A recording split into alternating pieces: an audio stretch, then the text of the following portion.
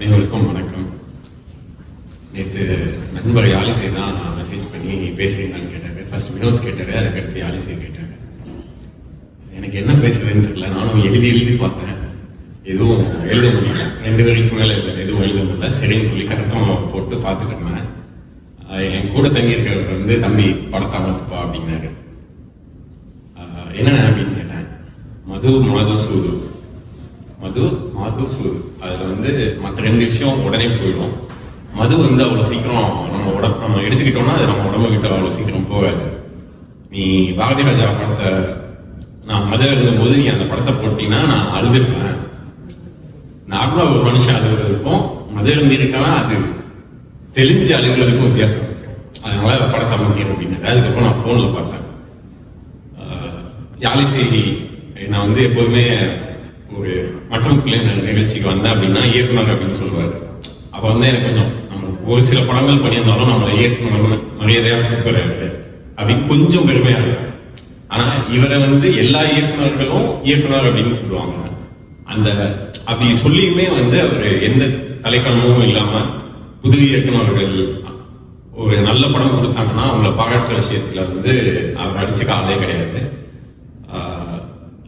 கடைசியா நான் அவர் பார்த்த வீடியோல வந்து மாரி செல்வராஜா அவங்களோட படத்தை வந்து பயங்கரமா பாராட்டி பேசியிருப்பார். நீ என்னடா பெரிய பாரதி ராஜா அப்படின்னு நானே நினைச்சுக்கிட்டேன்னு சொல்லியிருப்பாரு. அதுக்கப்புறமா கர்த்தமால வந்துட்டு ஒரு சீன் இருக்கும். அதாவது எப்படின்னா ஃபர்ஸ்ட் அவங்க சரணியா பிறந்திருப்பாங்க. முதல் பெண் குழந்தை அப்படிங்கிறதுனால அந்த குழந்தைய கொண்டிருக்க மாட்டாங்க.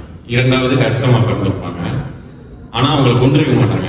ஏன் அப்படின்னா அவரு அந்த குழந்தையோட முகத்தை பார்த்துருவாரு. அவங்க மனைவி என்ன காரணம் சொல்லுவாங்கன்னா, இந்த பொண்ணு ஒன்னே மாதிரி இருக்காரா, அதனால கொல்ல வேணாம் அப்படின்னு சொல்லிடுவாங்க.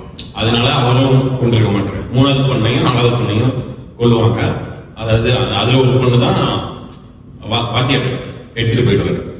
ஸோ அந்த ஷாட்டை சொல்லும் போது பார்த்தா தகப்பனுக்கும் கருத்தனுக்கும் ஒரே மாதிரி மூக்கு அதே மாதிரி இருக்கும். அந்த எடுத்து வாத்தியார் மூலமா எடுத்துட்டு போய் வளர்க்கப்பட்ட பெண்ணுக்கும் மூக்கு ஒரே மாதிரி. ஸோ ஒவ்வொரு விஷயமும் அவர் பார்த்து பண்ணியிருக்காரு அப்படிங்கிறது அந்த ஒரு சின்ன ஷார்ட்லேயே தெரிய வந்துடும். அதுக்கப்புறமா ராக்கி படத்தை கண்டிப்பா பார்க்கணும். அண்ணா சொன்ன மாதிரி பாண்டிய நாட்டில் வந்து பையனை கொண்டுருவாங்க. அதுக்காக வந்துட்டு அவர் இது பண்ணுவாரு. இதுல ராக்கில வந்துட்டு தன்னோட பையன் செத்து போயிடக்கூடாது, ரவுடியா வர்றதுக்கான வாய்ப்புகள் அவன்கிட்ட இல்ல, அவனை ஈஸியா இன்னொருத்த கொண்டுவான் அப்படிங்கிறதுக்காக அவனை காப்பாற்றணும்னு சொல்லி இவரே எல்லா முயற்சியும் எடுப்பாரு. அந்த போர்ஷன்ஸ் வந்து பயங்கரமா நடிச்சிருப்பாரு.